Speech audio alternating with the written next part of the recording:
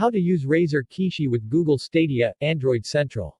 The definitive Stadia experience requires a Chromecast Ultra and Stadia controller. Although you can also play Stadia games on most Android phones for free.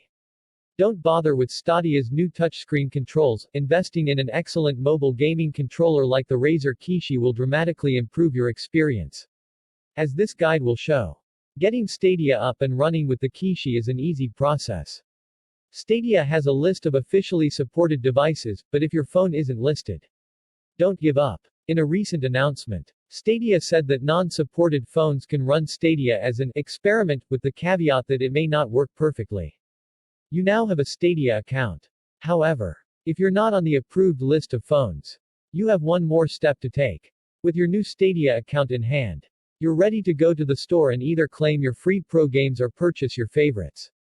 But if you're at all concerned about your network's data cap, you should adjust your settings before you start playing to reduce graphics below the 4K max and limit data usage. With all the preliminaries out of the way, getting the Kishi to work with Stadia is as simple as plugging it in.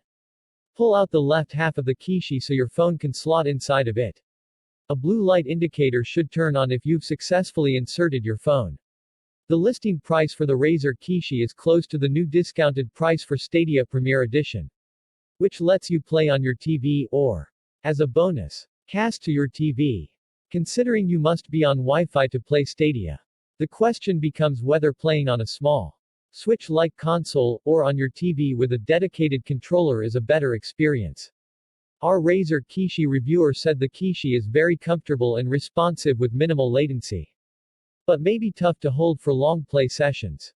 This same reviewer called the dedicated Stadia controller outstanding and easy to use. Plus, you can use this controller to play on Chrome browsers, or even on your phone with a USB connection.